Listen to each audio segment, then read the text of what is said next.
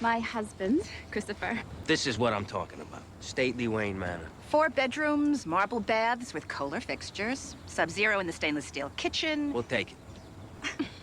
He's what we call an impulse buyer. Oh, shouldn't we see the inside first, sweetie? If it has an inside, we're buying it. Christopher Moltisanti spent his entire life trying to become something. A made man, a Hollywood screenwriter, a father. By season 6, he finally had it all. The captain's title, the wife, the baby, the $1 million McMansion, and he had never been more miserable. In the early seasons, Christopher had a dream that had nothing to do with the mob. He wanted to make movies. He asked Paulie, genuinely, where his character arc was going. He thought his life was a story building toward a meaningful climax. But the tragedy of Christopher is that the show answers his question. And the answer is, nowhere he'd actually choose. Where's my arc? I'm gonna go back in there and be with my guests. Exactly 10 minutes I'm gonna look up. If you're not here, I'm gonna assume that you went to look for whatever the fuck it is that's calling you out there. And that I will never see you again. If you are still here, then I'm gonna assume that you got no other desire in the world but to be with me. And your actions will show me that every fucking second of every fucking day. Now, you understand me? Don't answer me. Take the 10 minutes. You think about it. He had a real shot at a life outside of New Jersey. But at the end of season 2, Tony gave him an ultimatum. Hollywood or the family.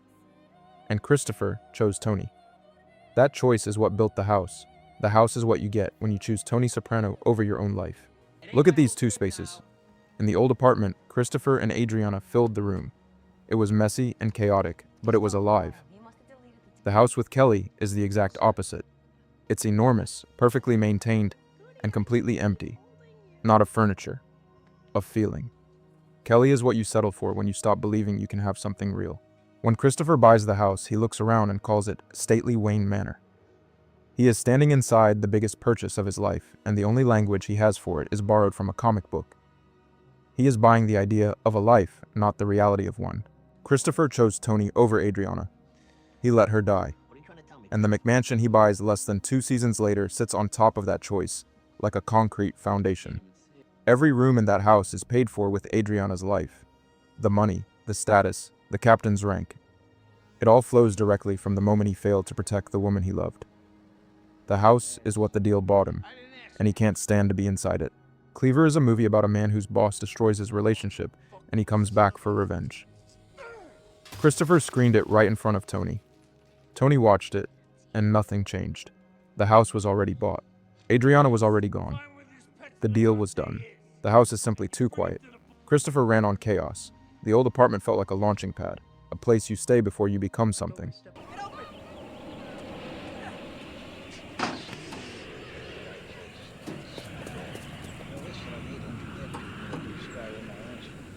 You okay, T? Having a good time? Yeah. The McMansion says the opposite. It says, "This is it. You've arrived. Stop here." And Christopher couldn't stop. He is throwing a party in his own backyard, looking like a man attending someone else's life.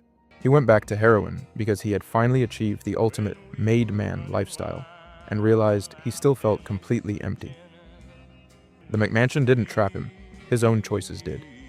Heroin was the only way to silence the terrifying realization that he had traded his soul, his dreams, and the woman he loved for a quiet life in the suburbs. Tony kills Christopher right next to a crushed baby seat. The baby seat that belongs to the child Christopher bought the house for.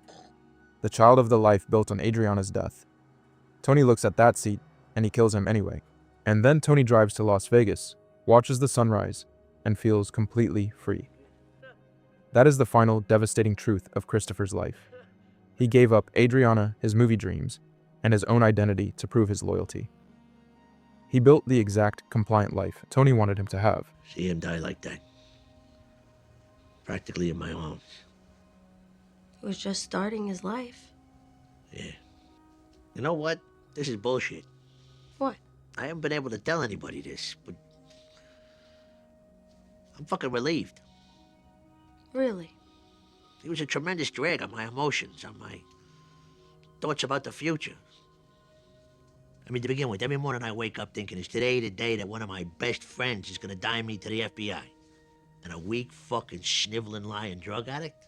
That's the worst kind of bet. The biggest blunder of my career is now gone. And I don't have to be confronted by that fact no more. Tony didn't just kill him, he was genuinely relieved to be rid of him. Christopher Moltisanti spent his entire life chasing something real. He ended up in a house worth $1 million that he bought because Tony expected him to. The house is still there, big, correct, completely still. It never had anything to do with Christopher. He finally got everything he was supposed to want. It just wasn't him.